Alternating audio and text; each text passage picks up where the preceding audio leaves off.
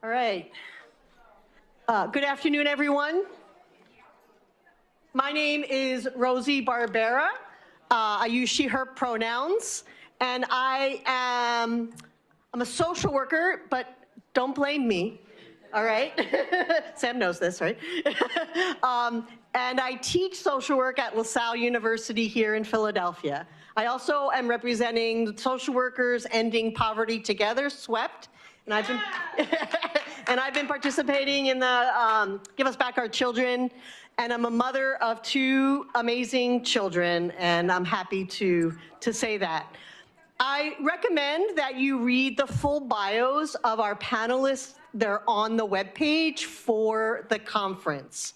We have one panelist in the house, one that's pre-recorded because she's in India and it's a little late there, and then 2 who will be Zooming in with us.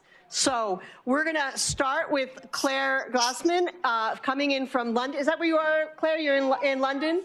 Okay, so let's get started. So Claire, you're the coordinator of Win Visible, a multiracial grassroots group of women with visible and invisible disabilities. In many of our movements for change, people with disabilities are not considered. Please tell us about the contributions of people with disabilities and what kind of financial support and other supports are needed to ensure that people can live independently with dignity. How can we work to make sure the person needing care is centrally involved in the choice of care? And if you can, the connection between financial dependence and vulnerability to abuse for women with disabilities. Thank you, Claire. Thanks very much, Rosie. And sorry I can't be there in person. I'm really missing everyone. But anyway, yes, so internationally, disabled women are craving and demanding recognition and respect that we are not lesser women. And for Win Visible, more than visibility, financial independence is our key demand, including as our first protection against violence and other abuse. I'm going to try and share some photos. Hopefully it will work. Just bear with me 1 second.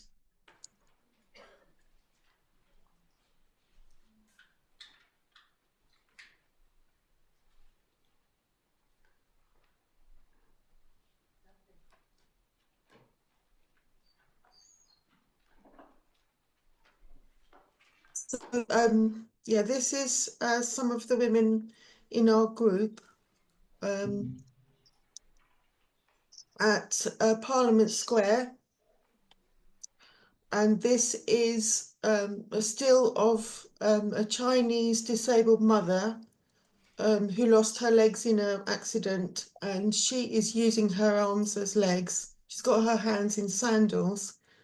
She's carrying her baby on her front, and on her back she's got a basket with radishes. And this is a couple Claire, of if you could go to the next slide, because they're not going automatically. So. Okay, can you? We see the one now with the banner for Win Visible.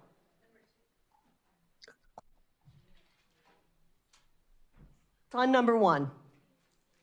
Yes, is that sharing? No, it's sharing, but it's on number 1. Did you mean for it to be on a different one? I can do it myself. Great, thank you. Okay, so this is no, it didn't go yet because I think because it's not in slideshow mode, you're gonna have to physically click on the picture. Okay.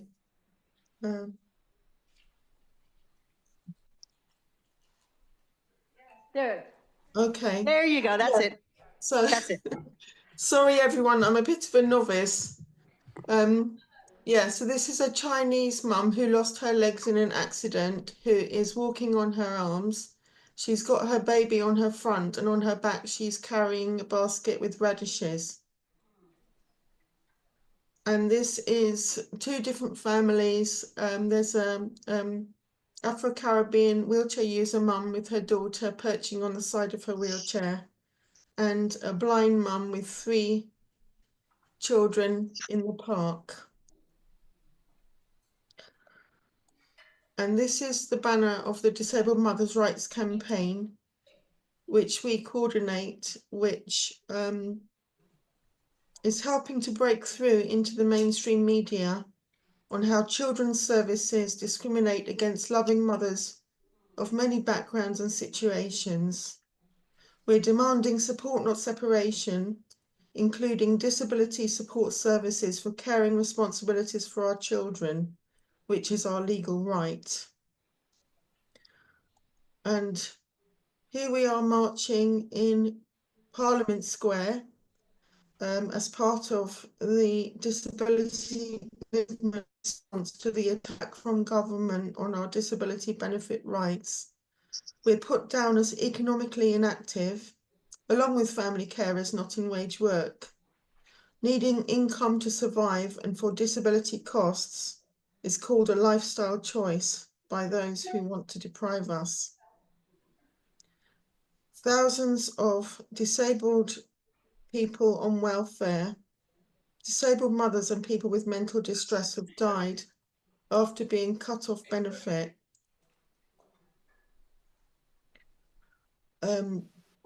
Here we have photos of Lillian Oluk, who was 36 when she died, and her baby Lynn Matumba.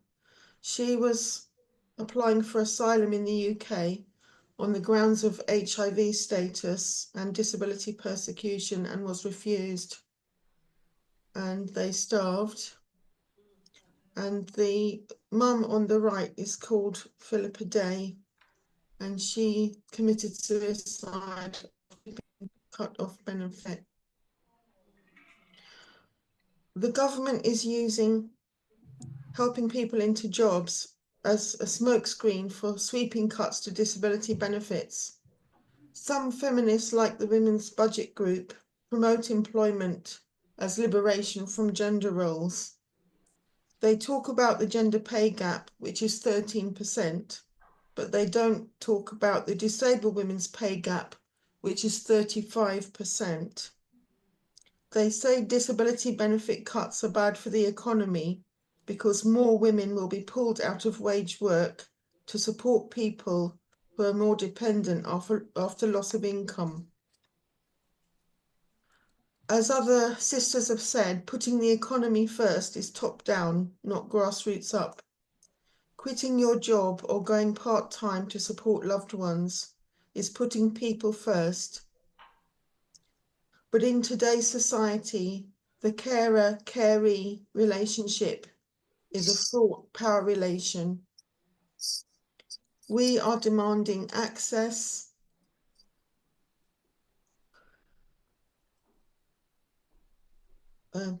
income and support services, because in today's inaccessible prejudiced society, coping with illness and disability is already work. Things take longer to do. It's physically tiring, as you can be lifting your whole body weight to do things, or it's just frustrating when you are excluded. Many of us live in inaccessible housing and are dealing with prejudices at all levels, in the family and outside, in school, social situations, and from state agencies, being seen as low status because we're poor. When we go into a shop, the shoplifting announcement comes over the tannoy. For customer security, CCTV is operating in this store. Our low income and low status results in financial dependence and abuse. Disabled women are 3 times more likely to report rape and twice as likely to suffer domestic violence. But very few women's refuges are accessible or have care support services, so disabled women are less likely to leave or quickly return to the violent partner. Disabled women and those of us of colour and trans frequently encounter assault and abuse in the street and on public transport, and we have been part of campaigns for staff in ticket offices and to keep the guard on the train to minimise our vulnerability. As disabled girls, we're a medical curiosity, routinely looked at naked by medical students, mostly men.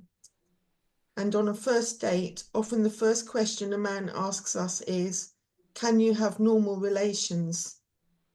Reporting rape to the police disbelief that anyone would want to have sex with us. Only venereal diseases prove we're telling the truth. In pregnancy, disabled mothers are immediately offered an abortion when we go to maternity services. The independent living movement has been going a long time. In the UK, a social worker decides what you can or can't have. It's bureaucratic. What time in the morning you can get up is set, even if you've had a bad night. If you need something extra, they won't do it because it's not on the care plan or the task list, as Virginia talked about earlier. So people have really seized on what's called direct payments, where you get the personal budget to employ your own people. But that has actually been a cut compared to council services. And councils also deduct care charges before making the payments. Services should be free, but we are charged for them from our disability benefits, often more than £100 a week. Disabled people are demanding to be able to choose who provides our support, when and how, not a social worker, and not medicalised and decided by doctors, not provided by low-paid, resentful workers, from whom abuse is rife, including clipping the time they spend with us. It should be funded from central government, so it's not worse locally in some places. People mistrust the word care, which seems patronising, so people prefer to say support, where we have agency. Some fear that financial recognition of family carers alone will keep us under the thumb of the family. So financial recognition of carers has to be parallel with financial independence for us. We're not against family. Some of us only really trust close friends and family, not strangers. We want to shape policy.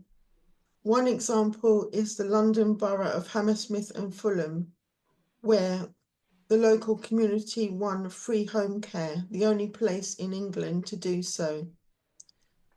Very unusually, the council leader brought 2 people from the community campaign into the council to work on policy.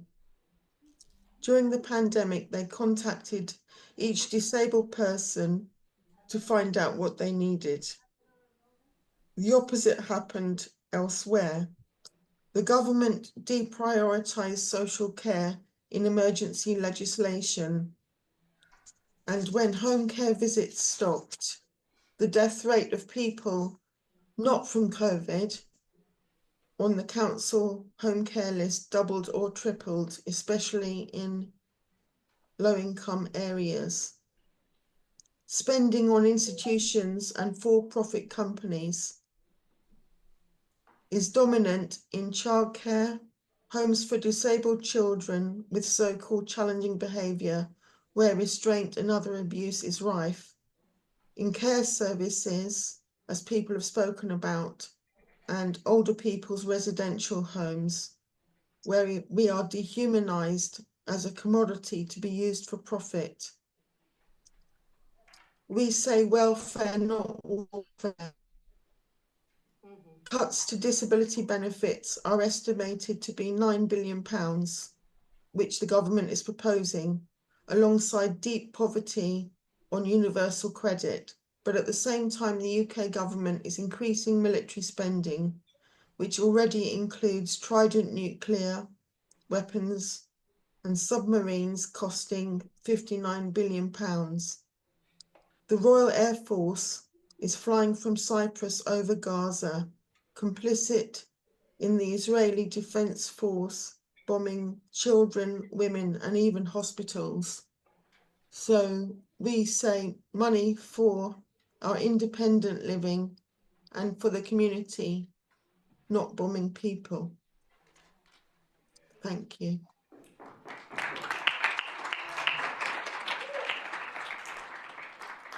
Thank you, Claire. That was very powerful, and the images just added to that. We're now going to have a recording from Swati Renunchintala, who is an associate scientist at the World Agroforestry Center and is also very involved in community-managed natural farming, working with women as they transform the food they grow that also improves the health of them and their families.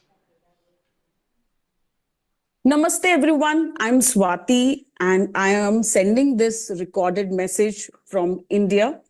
I would have loved to join in person, preferably, or would have loved to join live to see you all, to be, more dynamic in this conversation and not be this one-sided video. But obviously the time constraints is why I am sending this recorded message. My articulation would be about the amazing work that's happening and is being done by the farmers, especially the women farmers in Andhra Pradesh. The next 10 to 15 minutes, I will take you to a narrative of how not addressing the problem by bringing people together has been very essential, and how that was achieved by a government program in one of the states in India. India is divided into 29 states, and Andhra Pradesh is a state. It's you can consider it like a province or county, just for reference. So we call it states. And Andhra Pradesh is the 5th largest state in India. It is also have a huge coastline. It has 3 major agroecological zones, namely Rayalaseema region, which is arid, semi-arid. Then there is the confluence of 2 major rivers of Krishna and Godavari, so it creates the delta region. And then there is the hilly region, the Eastern Ghats, which basically form the tribal areas. And then you have the plain area. So for the understanding of how Andhra Pradesh looks like or is, these 3 agroecological zones are predominant, and which is also in a way reflective of the agroecological major, very macro agroecological zones in India. So understanding the regional context and a national context, and then, all of you doing this amazing work will be able to relate. We are talking about women today, and the work that has happened with the Andhra Pradesh Community Managed Natural Farming Program is basically based on the work that has happened 2 decades, it's almost 25 years before that.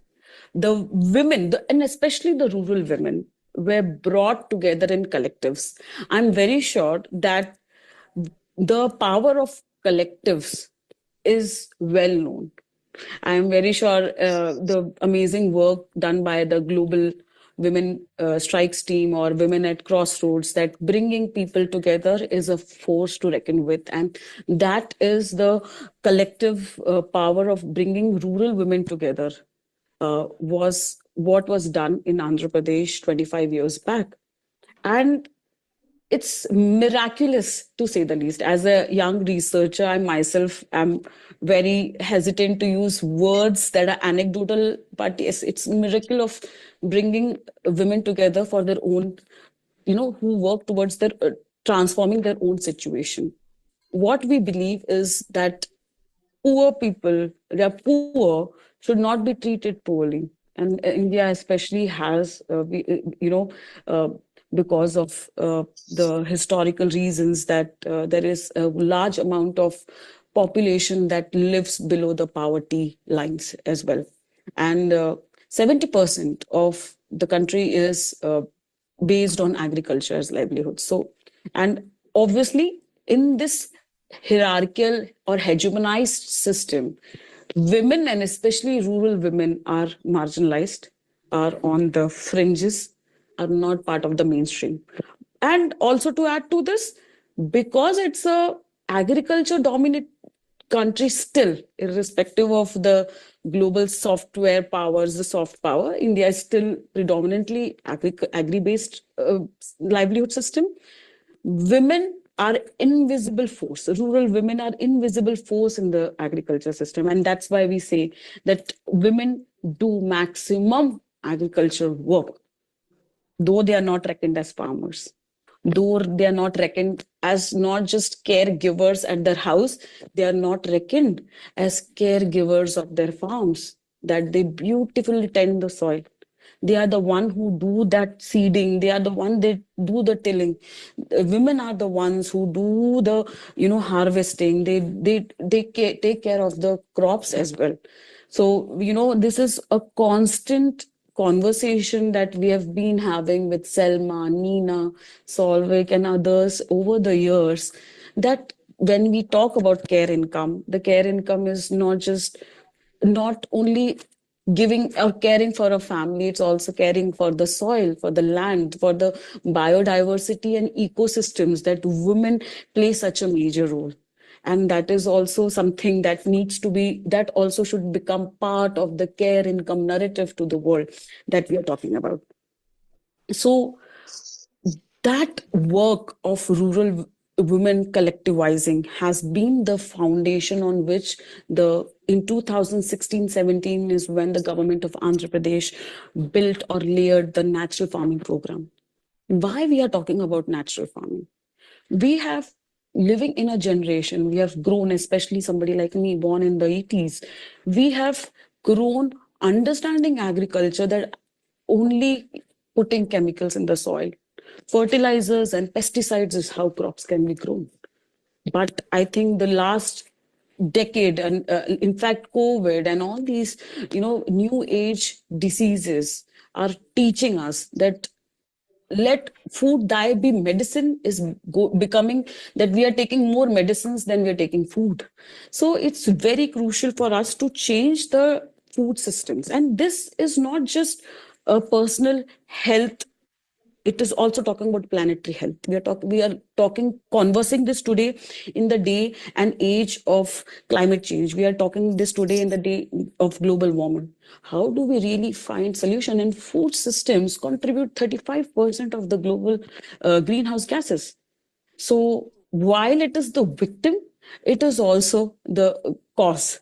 So we need to address. So that is the reason the conversation of natural farming in Andhra Pradesh, and now it's spreading across India and globe. And you know it by terminologies of agroecology, regenerative agriculture, basically an alternative agricultural systems where we are looking at using local inputs to grow food. That is the narrative. And this narrative is aided by a strong backing of rural women. And that's what is happening in Andhra Pradesh. I want to utilize this time of ours to understand how women in Andhra Pradesh are actually working towards ensuring food security, and not just food security, the health and nutrition aspect of their own families and their communities. So I will take you through a small video we will see where this aspect will be amply cleared. Andhra Pradesh Community Managed Natural Farming is a state government initiative aiming at transforming the ways of farming and food systems. Since 2016, introduce kitchen gardens to facilitate the consumption of nutrition-dense fresh foods. Kitchen gardens refers to the way of growing vegetables, fruits and herbs in a small personal garden typically located near a kitchen for daily culinary use. Kitchen gardens are an excellent way to ensure access to fresh, healthy foods and to promote health of an individual and community.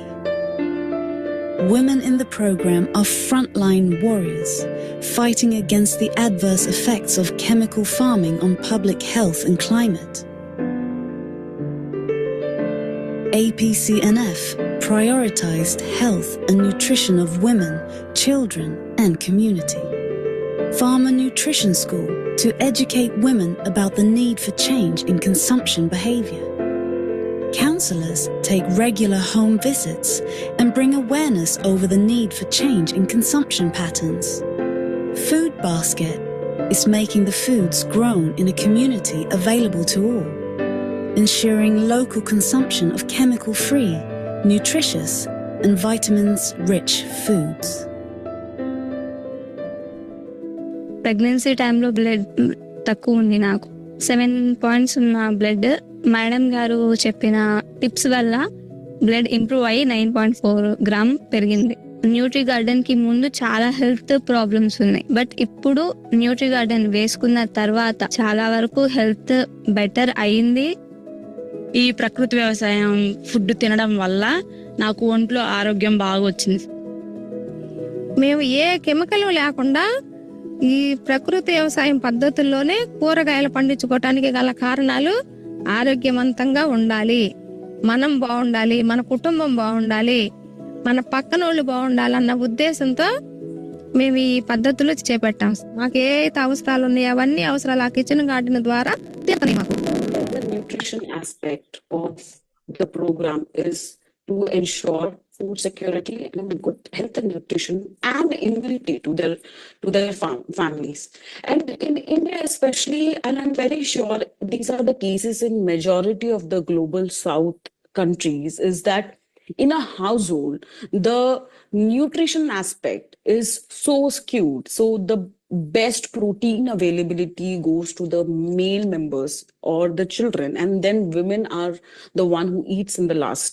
So ensuring that the access to good daily supply of different food varieties has been very crucial, and the health and nutrition aspect of the program has been working towards that, helping in increasing the hemoglobin level, which is majority. There is such a vast amount of women who are anemic, and this is us trying to address that concern. We have definitely talked about the APCNF program led by women with respect to scale, with respect to transforming the food system at a micro level. But all these changes takes place through that grounding of one transforming their kitchen gardens, one small parcel of land, then transforming and increasing it to a larger parcel. And it's not an easy transformation, because the aspect of, and this we have mentioned it on several forums, that why women are brought into this conversation of natural farming before men. And we have realized that for men, they because of whatever reasons of their thinking, it's difficult, it's time consuming, and it's very energy intensive and resource intensive to make them transform, to bring them into the purview of this trust mechanism that let us at least give natural farming a try. Women, on the other hand, because of several reasons, because of historical and patriarchal reasons, especially in India and rural India, is that they are the ones who basically work in their kitchens, as well as they are the one who work as agriculture laborers on the field as well. And that is the reason when you address or when you contact women, is they understand it better, because they cook food, they know what kind of food that is being cooked. Is it nutrition? Are they able to feed their families? They look at the soil, they tend the soil, and they realize that that soil structure is degrading. And that's why it's very crucial. And that's the reason why we feel that women are the harbinger of, transforming to agroecology or natural farming systems. This is a very crucial breakthrough. that men would definitely come. Agriculture is both a men and a women subject, but we want to go via the route of women because we don't have time. We don't have time to bring all these changes. We cannot wait for the men of the world to understand it, rationalize it, or for whatever reasons. And that's why we start with women. We enter a household with women. We start with small kitchen gardens. We start with themselves as change. Only then we can talk about planetary level transformation. We can talk about global warming. We can talk about the urban consumers, markets, governments, policies. This is a crucial narrative. And why we realized also is that working with women self-help groups it is easier to have women into collectives as compared to men collectives. In India especially, we have seen that men collectives have not thrived well as compared to women collectives. There may be several reasons for it, and this is not about bashing the men. It is about harnessing the potential of women coming together, harnessing their own strengths, creating a voice for themselves. And with respect to improving the agency, what do I mean by agency? I am saying that in the decision making capacity of a woman has improved a lot while transforming from natural to natural farming, because of the accessibility of nutritious food, because of regular income, because there is multi-cropping system model that natural farming is built upon. The access to income has been extremely crucial as well. So all, and then obviously the knowledge that they have access to has been crucial in improving their agency. And agency in the discourse of women empowerment is the first step towards ensuring that empowerment. So you improve, you do some intervention, it impacts the agency at a self level, the decision to make some decision for self, for their household, then for their family or the farms, and then their communities. And that in turn helps their autonomy and their well-being as well in the larger scheme of women empowerment. And the best part about this is that this is not just story of the women in Andhra Pradesh, who are leading this extremely and amazing movement of the largest agroecological movement in the world, by enrollment of 1 million farmers. But different states in India are also taking this up. We are working with women self-help groups and their federations in different states. So it's not just a story of Andhra Pradesh or a women in Andhra Pradesh. We have amazing women that we are working with the Global Women's Rights team in Chhattisgarh, the Nava Chhattisgarh Mahila Sangathan.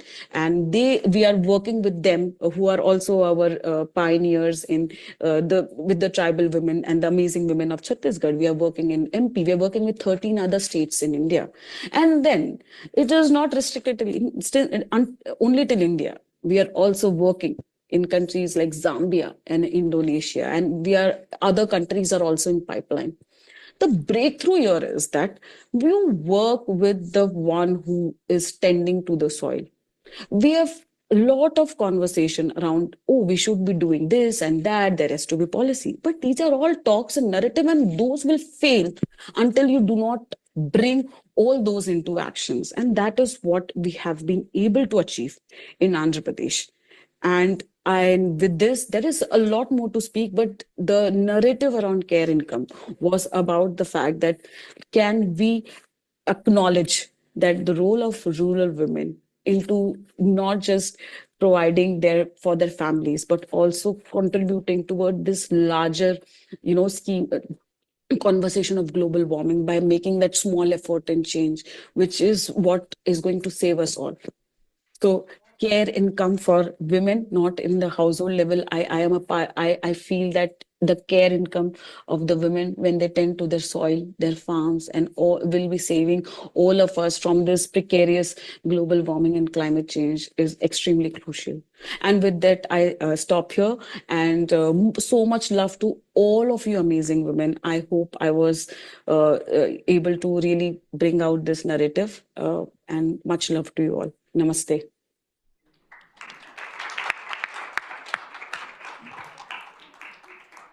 Wow, great. All right, our next panelist is Shafeka Hashash. You work on guaranteed income at the Economic Security Project and are working on getting pilot programs of guaranteed income to move from pilot to policy. Can you speak to us about what is happening in the US? What kinds of cash benefits have been made available? What are the benefits of offering a guaranteed income in the form of cash specifically for mothers? And what strategies can we use to expand this? All right. Hi, everyone. It's so nice to be with you all. If we met last year, if we're meeting here for the first time. Before I hop in, what was that? Oh, bring it even closer. Okay. There we go. Hi, everyone. It's so nice to be with you again this year, whether we'd met at the past Global Women's Strike conferences or if we are meeting for the first time. Before I go into this list of questions, and I'm going to even expand it to tell you guys about the fight that's going on, because I think it's important that we clearly are in a room of people who are fighters, and they should be involved, because not only is there great guaranteed income expansion work going on, but there are forces who want to ban it, and we should really be talking about it. So a touch about me, oh, sorry, my bad. Sorry. A touch about me. I am the mother of a 3-year-old baby boy. His name is Kareem. We are Palestinian. And I say this because I really thank and appreciate and love how much Palestine and Gaza have been brought up today. And it's actually the way I've met a lot of you all before I was professionally working with you, and knew about Nina and Selma and all of that is from the amazing work that they do on Palestine. And so it's just another way to show how this solidarity has really...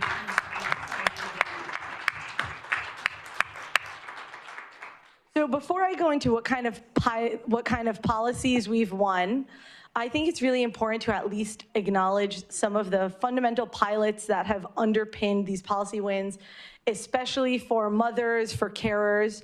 And the first one, you know, it might be the one everyone has heard of. Maybe it's new if this is a new field for you, but it's from my co-chair who runs the Guaranteed Income Community of Practice, which, just to give you guys a glimpse, you know, when I started working at the Economic Security Project, it was like 150, maybe 200, like very smart academics and some implementers in a room, and it was all good and well, and they were all friends.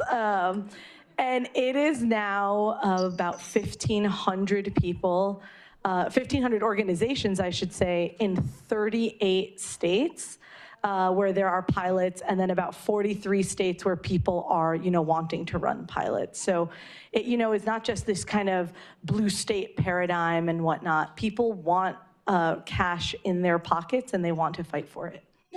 So cheer for that. So the Magnolia Mothers Trust started in Jackson, Mississippi, explicitly for Black mamas in public housing. And I say this because I think it's really important to acknowledge that very first pilot. And it was specifically done for those who are mamas, you know, because of how much they were left out of and the deep-seated racism of Mississippi. But then this is like the world's briefest history. There's a lot of skipping going on, but we have a fantastic project that's then started by a wonderful doctor. Her name is Dr. Zaya Malawa in San Francisco. And she kind of expanded on these efforts, and her pilot was publicly funded. And she said the same thing, you know, Black mothers giving birth, Pacific Islanders giving birth in the state of California had horrifically high rates of postnatal kind of poor outcomes, and that these mothers needed extra support in pregnancy. And for this incredible work, she was punished. And so she is in an active, ongoing lawsuit against the San Francisco Department of Health, you know, of conservatives, I should say, suing the San Francisco Department of Health, which is where she was working. You know, because of things like racism doesn't exist, yada, yada. And so they are fighting her program, and they're fighting the government from allowing this program to have existed.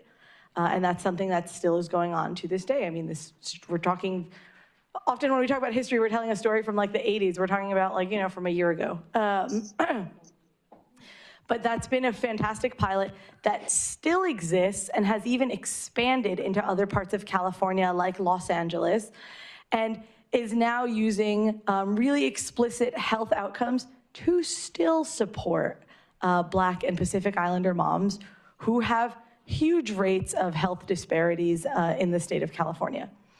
And so that going, from public funding was still another new win. And Dr. Zaya is still one of the biggest advocates, opening new doors of funding opportunities from the public, from the government, to keep funding guaranteed income work.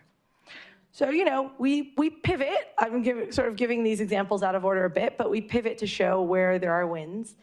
And then we have another pilot started by another doctor, a pediatrician, Dr. Mona, as most people just kind of call her, but Dr. Mona is the whistleblower of the Flint water crisis, or I should say she is the academic whistleblower, right? Because the women of Flint were actually the whistleblowers of the Flint water crisis. But she began a pilot called RX Kids, which is for every single parent in Flint, Michigan having a new baby. And that's expanding into multiple counties in Michigan, and into other states. I'm not positive that I'm allowed to say what states, so I'm gonna not name them, but they are red states, is what we will say. And the thing that's so special about this pilot's expansion is it was the first time that people took TANF dollars, so temporary assistance for needy families, which if you've ever had to experience the TANF system is an absolute pain in the ass. And they said TANF dollars in Michigan need to go to be paying this guaranteed income instead of towards more and more hurdles for families. And so a significant chunk of her program is funded by the system that was actually supposed to be there to give families cash. And so to take this system where in other states they build volleyball stadiums and do these other things and actually say it's going to new parents who have the highest rate of economic backslide. It's the highest point of economic anxiety are these transition points going into being a new parent, and opening that door for everyone in the country to now be following suit to use these TANF dollars is pretty remarkable. And I would definitely say that's a pilot win that's kind of done more than just be a temporary pilot. We can then jump to a few months ago when the governor of New York, Kathy Hochul, announced a baby bonus. And that was doing the same thing, but actually putting it in the formal governor's budget agenda and doing the same thing, right? For families who were using TANF, and the ideal is in the future, it'll be for anyone on Medicaid, but you start somewhere, and we will keep killing ourselves on the left if we can never at least acknowledge an amount of victory, if everything is always just a failure. And in her formal address, out loud, did I do that? Oh, my bad. See, I'm doing like you, Selma. But in her formal address, she talked about this baby bump and giving a guaranteed income to every new parent for that first year of life, who is receiving various, types of welfare assistance, et cetera. And so, there's just such a great group of things going on. And I want to acknowledge this because it just happened 2 days ago. And it's not for carers per se, but it is where someone running for the mayor of New York City, her name is Adrienne Adams, she's the current speaker of the city council, headline in the New York Times is how she's going to unveil a guaranteed income program for all homeless families. And let's be real with ourselves, she didn't win mayor. It's we're in an election year. But if we can't acknowledge that guaranteed income went from being literally laughed out of a room in the United States maybe 5 years ago to I'm going to make New York Times headlines by unveiling this to win voters, we are, remiss not to count all the things we have been winning over these years.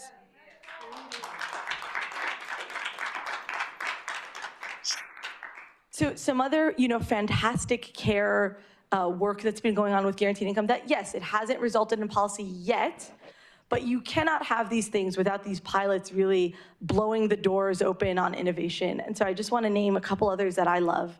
And there's one called the Thriving Providers Project, which to the discussion from this morning from Professor Pilar about how much poor pay is involved in all of the Black and brown and undocumented women often doing care work.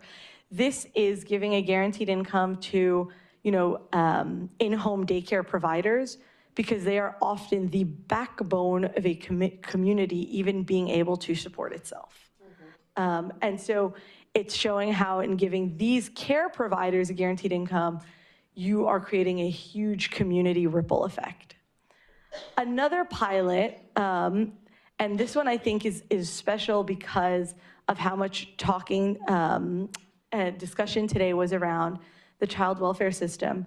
But in the state of New York, for families hit with quote unquote neglect charges, which we often know means not weather appropriate clothing or not coming to school because, we didn't have enough money to fix the car. And, God forbid, we just invested in good transit and whatnot. And so it is giving a guaranteed income to those families. And, I really hope that this becomes a policy that doesn't have to be run through the child welfare system, right? That if a family is struggling, they don't, exactly like Dr. Dorothy stated earlier, they don't have to go into the system to then be given help. It's that we can acknowledge where the gaps are. We know, we have everyone's IRS data in this country. We know who's struggling. It's not that hard to figure it out. And we have so much data in this country on people from these technology systems that can be used for good and are often really just used for bad. And we know who's struggling. What if we could just give them the guaranteed income before it actually hit that point? And so whether it's a pilot for new moms or it's this ACS pilot or the child care providers, cash is being used for folks to be able to make the best decisions for themselves. And it's really coming into the public zeitgeist, if you will, where more and more people are even knowing that something like a guaranteed income exists. And I think that that's really a pretty incredible feat too. I wanted to just kind of say one more thing around something Alicia had said earlier, which I couldn't agree more with, which is we also have to be real. It can't just be a guaranteed income and then your landlord keeps raising the rent. Or childcare costs just keep going up and, oh, here's a guaranteed income. It's not gonna work that way. There's going to need to be market solutions. And I do have to give a shameless shout out to our president at Economic Security Project, who wrote a really great book on this called The Guarantees. And it's Inside America's Fight for a New Economy, where she gives all the examples of the successful campaigns being fought for these different things in different local towns. Healthcare, housing, et cetera. And we can think of the pandemic as a really good place where this started. In the pandemic, it wasn't just an expanded child tax credit like Representative Gwynn Moore talked about. There was also eviction moratoriums. There was also a vaccine that was completely free to anyone who wanted it. It wasn't something that you then had to pay for.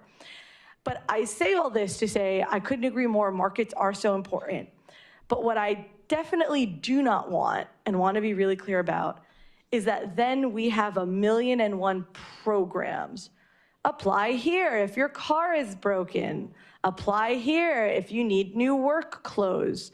Apply here for your disability equipment. And that's where the guaranteed income is so strong for carers and really for all people. But we know what carers are spending it on. They're spending it not just on their essentials, and essentials are so important because we need the essentials to do the rest.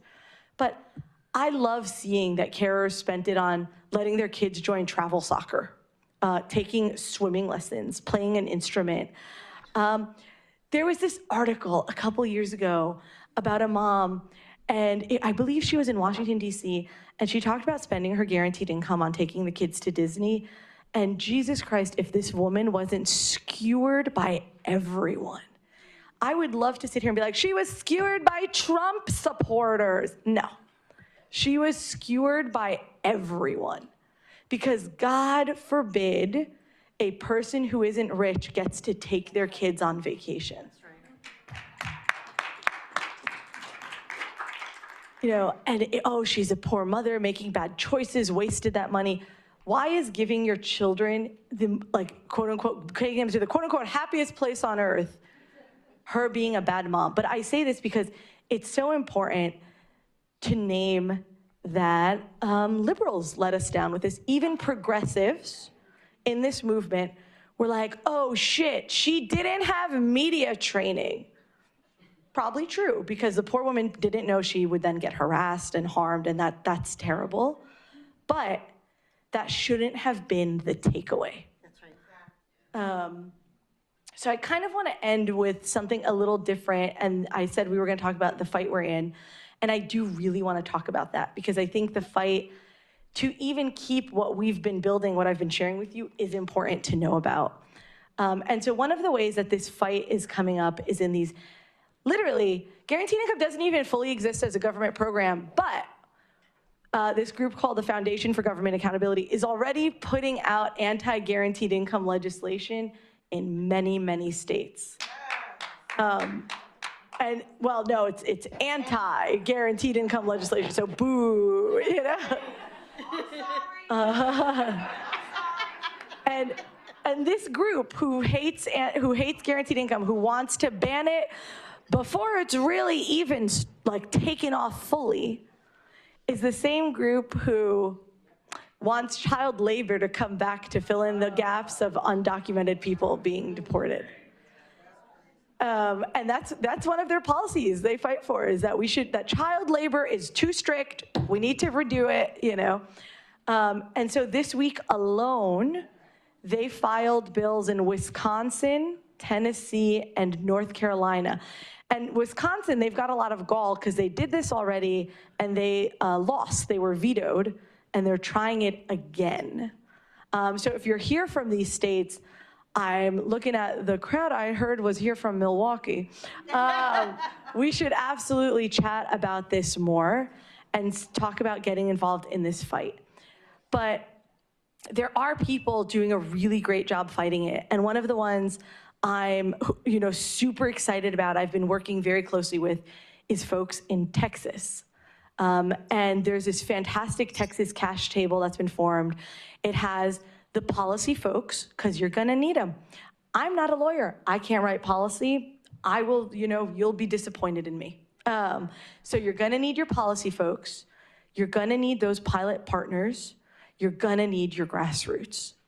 And so in Texas, we started out by just doing a big coalition advocacy day where 60 families came from all over the state, and it's a fucking big state. And they came, and we just supported with travel, but people took their days off to come and do this and share their stories and go talk to legislators about these anti-guaranteed income bills in their state. You guys, in Texas, there are 4 of the same anti-guaranteed income bill. And so we had folks like Ingrid, who was a mother and a social worker who still couldn't support her family, especially when COVID hit and she became sick. We had a young mother named Vanessa who ended up needing heart surgery in her early 30s. She had 3 small kids, and it gave her so much trauma, PTSD. The recovery, as you might imagine, from an emergency heart surgery is so grueling that it was impossible for her to go back to work.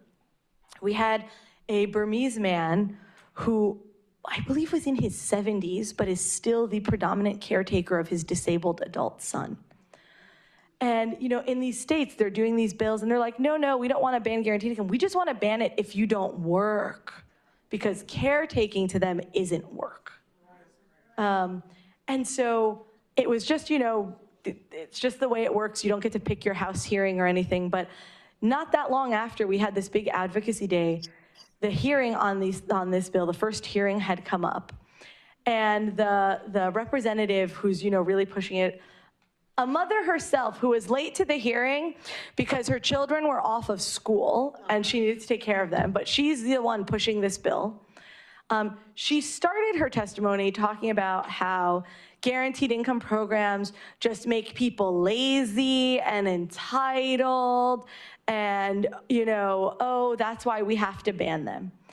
And then you had these folks come and share all these stories about being caregivers and all the work that it took for them and how much community they support with their care.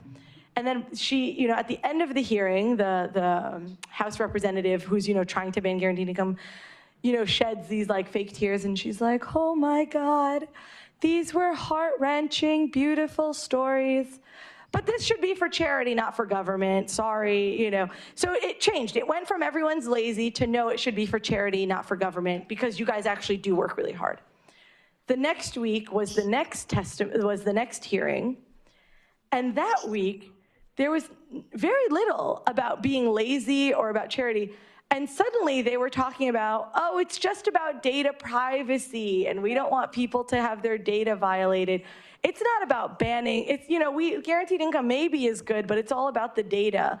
And I say this because just people coming and centering caregivers and having their stories be so crucial had this billionaire-backed, very literally, billionaire-backed group changing their tune. Now, don't get me wrong, they still want to ban guaranteed income, but just some moms and dads and carers and, you know, providers made them change their story 3 times in like 12 days on why they should ban guaranteed income. So it showed me the power that that coalition is really having, even when, you know, we have these lousy party lines and people are gonna vote conservative, you know, blah, blah, blah. It's a really hard fight we have against us in these states. We all know the fight we have against us, you know, federally, but these fights exist and people aren't taking it laying down. And so I just have to remind folks, this space is so invigorating, but make sure when you're in your states, you're fighting what's there, because we can do all of this, and if they ban it when your government even wants to do something remotely good, then that is really a detriment to our movement. And so when we say things like, we fight, we win, we really mean it, because taking it laying down and letting them just ban things quietly and not standing up for guaranteed income unless we, you know, are in a really big space of all our supporters is gonna be the way we lose even these gains that we've had.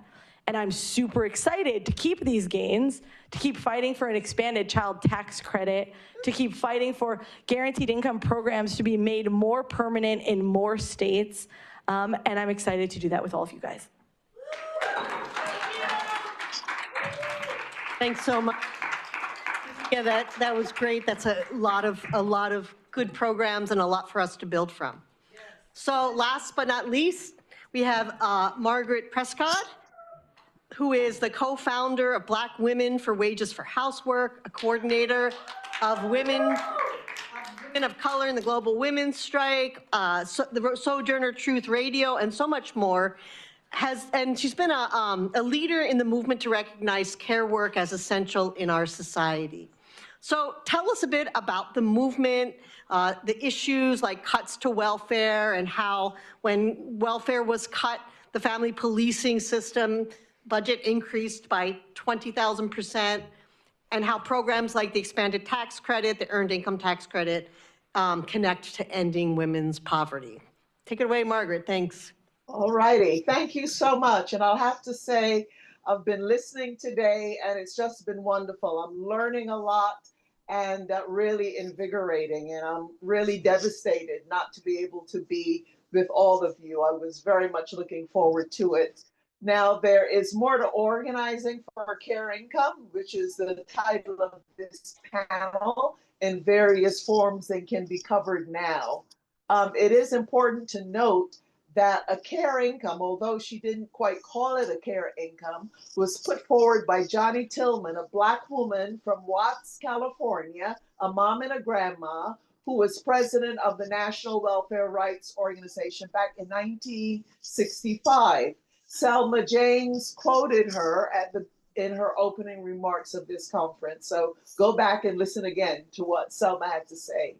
Additionally, the National Welfare Rights Organization influenced the Reverend Dr. Martin Luther King's decision to focus on poverty and its members were central to the organizing of the first Poor People's Campaign. That's a bit of history that unfortunately a lot of people don't know about.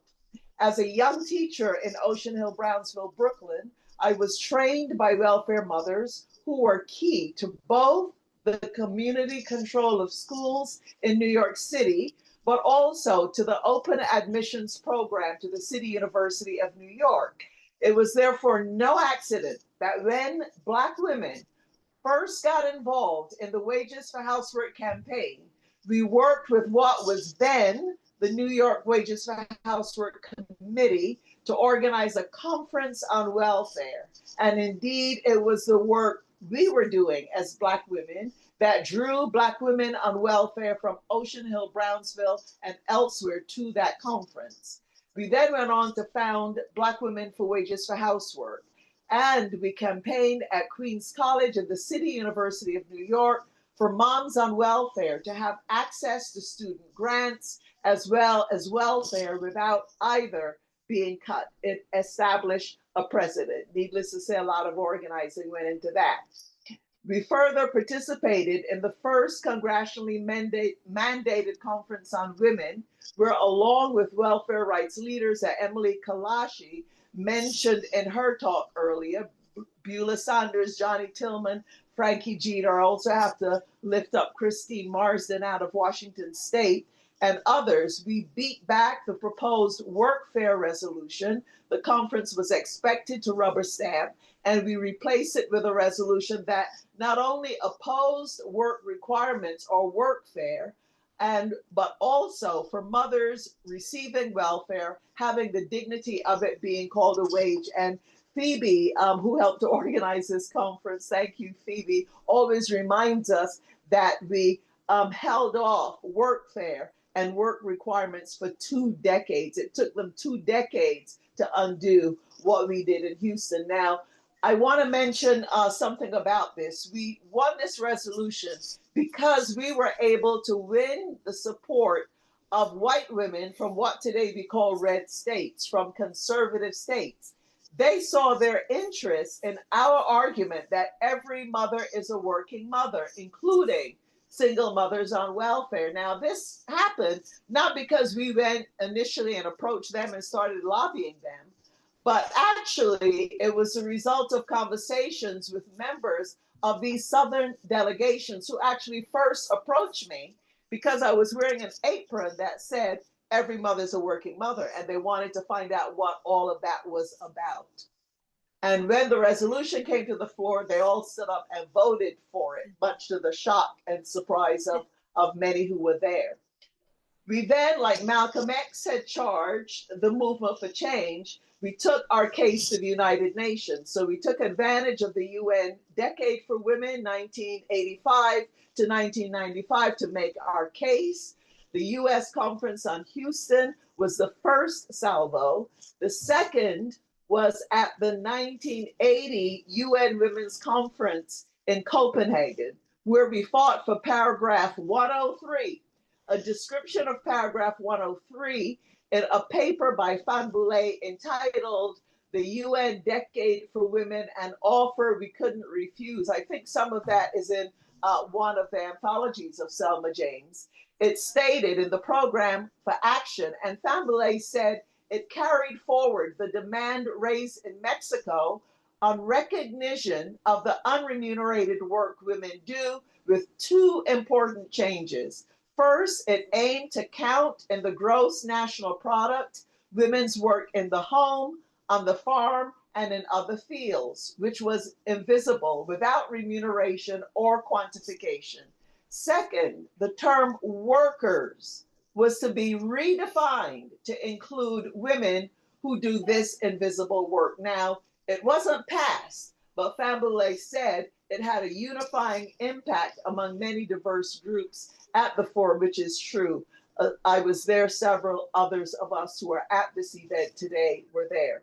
We lost in Copenhagen, but we learned a key lesson, which is that we had to figure out a way to cross the bridge, cross the huge divide between government representatives at these UN conferences and those of us participating, but who were not part of government delegations. So we worked to establish an educational charity called Housewives in Dialogue initially. We applied for United Nations status. We won Category 2 status, which gave us the right to lobby and speak directly to governments, including in UN sessions. So we were on the streets, and we were also now in the UN. A lot of organizing, which is the focus of my presentation today.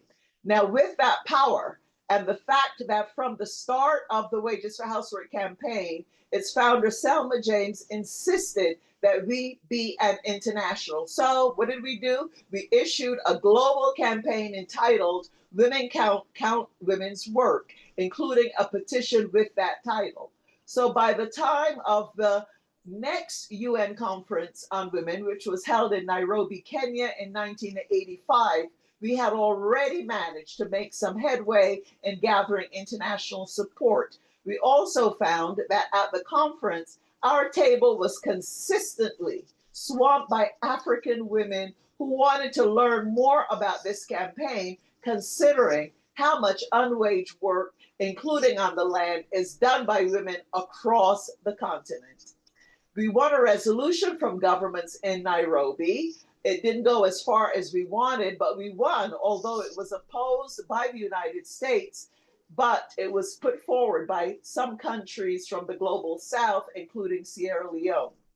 The final UN Women's Decade conference was held in Beijing in 1995. In preparation for the conference, we participated in several preparatory conferences, including negotiating language with the White House, the Clinton administration at that time, and also the Holy See, which is the Vatican. They have a seat in the UN. In Beijing, we went with a 57 multiracial delegation from both the global south and north, and our demand was backed by then by millions of people worldwide. And despite duplicity by the US and the issue seen as contentious, where only government delegates were allowed to negotiate the final language, nevertheless, again, we won, especially with the support of the Caribbean nations, where Ndaye, who was mentioned earlier, was one of us represented CARICOM, which is the Caribbean nations in closed door negotiations. The UN language called to measure in quantitative terms unremunerated work that is outside national accounts and to accurately reflect its value in satellite or other official accounts.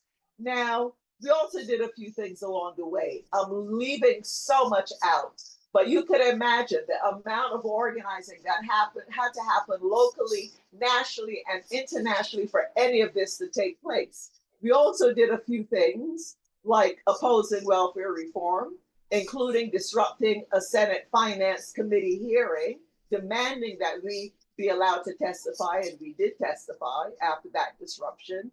And today, we see welfare benefits cut while there was a 20,000% increase in funding for child removal. Dorothy Roberts spoke about that earlier. So money taken from moms on welfare to remove our children and place them with strangers rather than the cash going to the moms. We also supported the Utility Workers Union to win what became the largest pay equity settlement in the United States at that time. It established a precedent.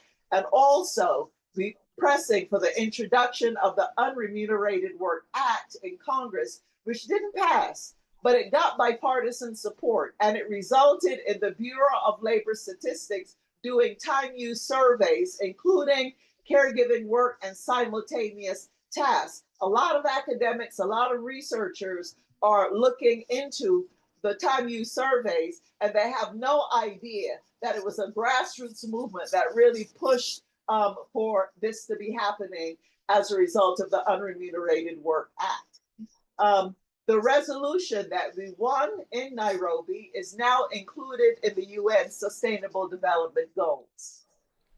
Fast forward to today, where for the first time, there's legislation in Congress put forward by Congresswoman Gwen Moore. You heard her talk about it earlier, that calls for the earned income tax credit to include unpaid family caregivers and students. Also, you heard earlier about the success of the child tax credit that, while it lasted, lifted millions out of poverty and wasn't based, by the way, on having a job outside the home.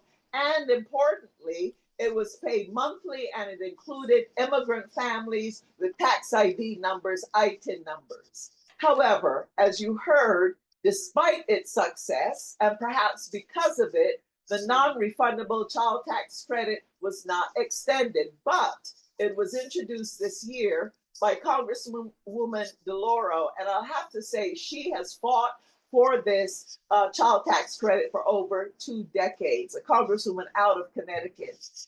A central fight around the child tax credit, like with other benefits, is the definition of work.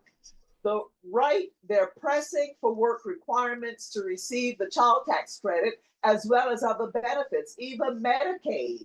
And our point is they are ignoring the economic contribution of unwaged family caregivers, and that we're already working. And Congresswoman Gwen Moore made it very clear that we're talking trillions in terms of the value of our contribution.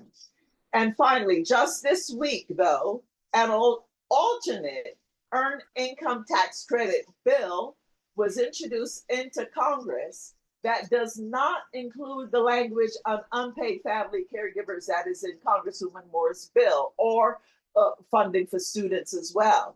And so our struggle continues. We'll be talking more about that tomorrow for day 2 of this conference. I also have to lift up that our sisters in San Francisco, the In Defense of Prostitute Women's Safety Project, did a small guaranteed income pilot that Peggy Amara spoke about earlier that will be ending in a few months.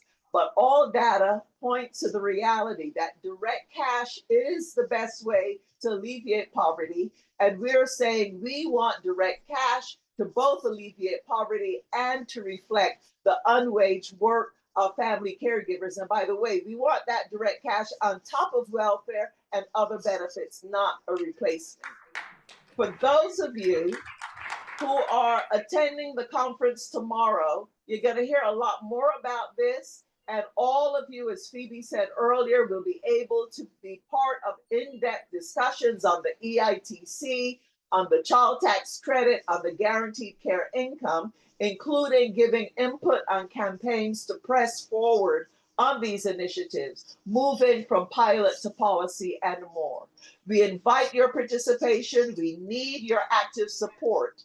The bottom line is we cannot continue to accept the definition of work that leaves out the most essential work in society.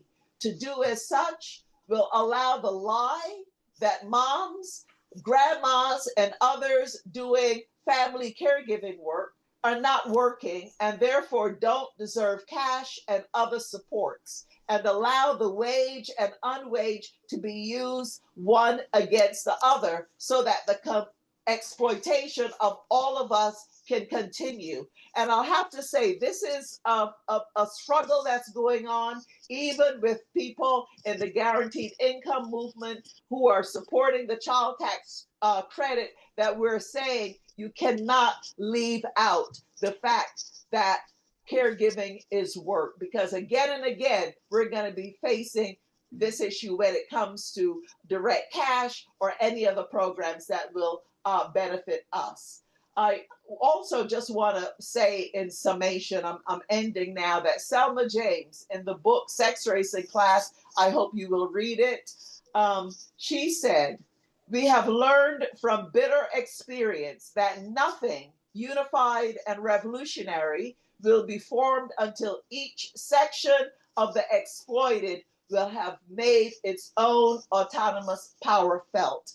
That's what we're doing. That's what we're up against. And I also want to lift up, just a few days ago, April 4th, we marked the assassination of the Reverend Dr. Martin Luther King. We remember him for many things, But one that I want to just highlight, I mentioned it earlier, is that he was a leader who took leadership from welfare mothers, from women in the National Welfare Rights Organization, when he focused on poverty and called for the first Poor People's Campaign. And here's what he said, taken from the book, All Labor Has Dignity. Quote, historians will say, we built gigantic buildings and bridges to span the seas and spaceships, carved highways through the stratosphere, subs penetrating oceanic depths.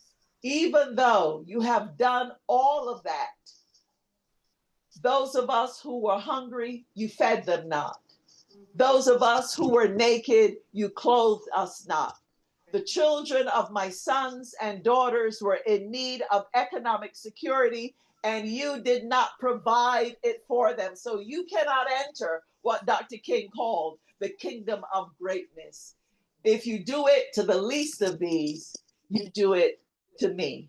So we hope you will join us to broaden out and further build the movement for recognition, valuation of, and finally, payment at living wages for all of our work in the home, on the land, and in the community.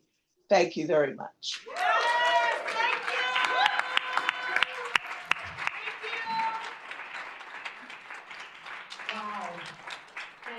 That was, just so many points in history, so many things that I think are good for us to reflect upon. Just want to make a couple comments before going back to our panelists. What we heard, a theme throughout, the power of women, right? We want to get things done, right? Power of women. We also heard the need for us to continue organizing. That organizing is really critical. And part of that organizing is building community. We have to keep going. I think Shafeka's example, in Texas is a great one, both of building community and keeping going, because there are forces against us, right? And they are formidable and they have money. So we have to keep going with people. And what we also learned is that a care income is critical to women's autonomy, women's ability to make decisions, their ability to avoid the vulnerability that leads to abuse and poor health, whether that's physical or mental. And of course, there's dignity in a wage, and that all of our panelists talked about that women's dignity is important, and we need to count the work of caregiving. So I want to turn now to the panelists who are still with us and ask if you want to offer one concluding remark, because I think that's all we have time for.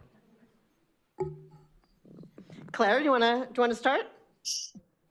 Sure. I mean, all the women who've contributed are very impressive.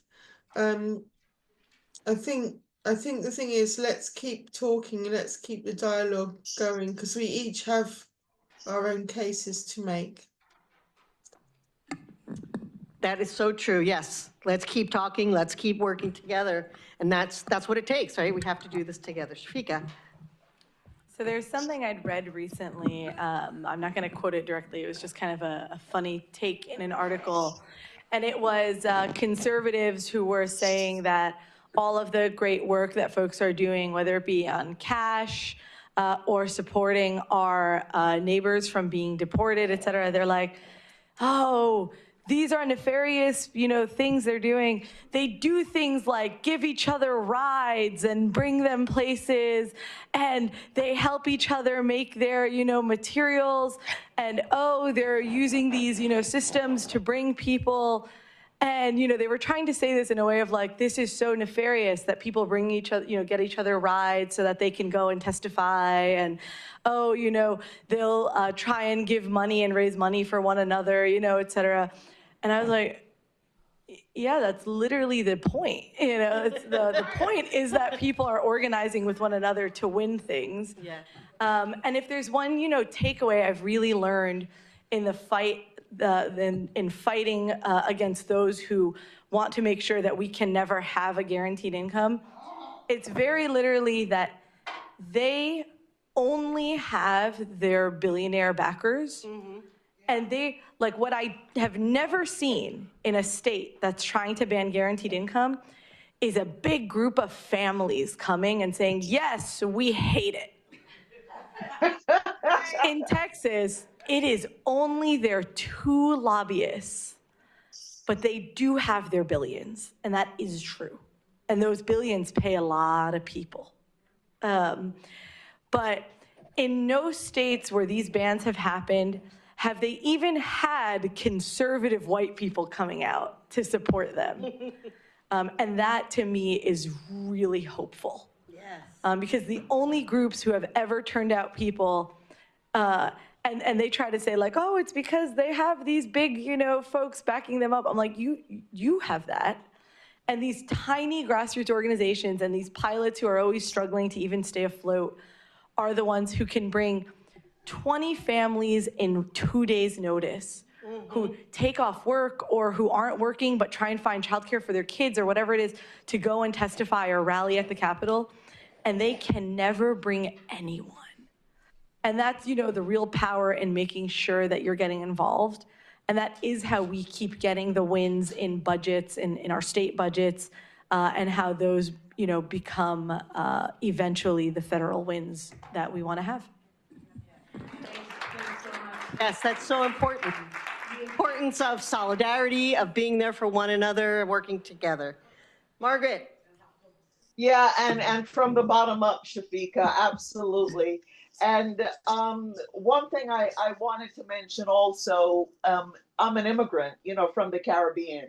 Right. And we know very well that those of us who are immigrants are often used against people who are not immigrants. You know, it's like we come, you know, to work. We have been exploited in the countries that we have come from, but also the lifestyle that people live in the global north, whether it's in Europe or in the United States.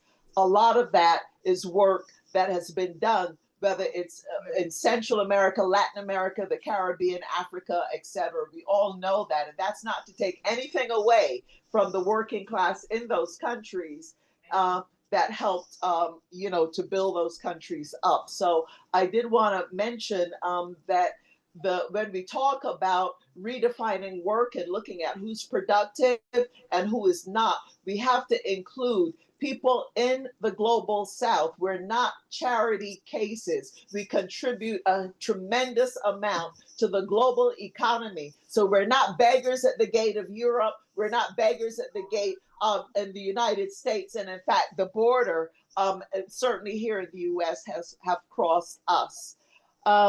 So I also wanted to just quickly say that it's no accident Johnny Tillman in 1965 putting forward, she didn't call it a care income. She talked about a wage for housewives, paying women to do housework.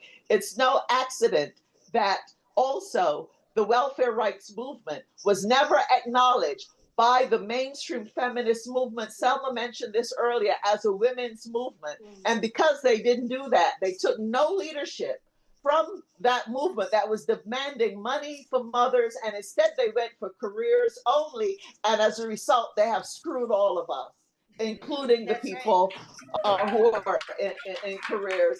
And racism has been at the bottom of it. Also, it's no accident that the first guaranteed income program was Black women in Mississippi, of all places. You know, Mississippi, okay? So let's keep all of that in mind. There is a whole movement to make Black women in particular invisible. There's a whole movement to divide Black and brown people. We're not going for it. We're going to need everybody on board, counting all of our work so that we can move forward and build and have the kind of life and have the kind of world that we want to live in.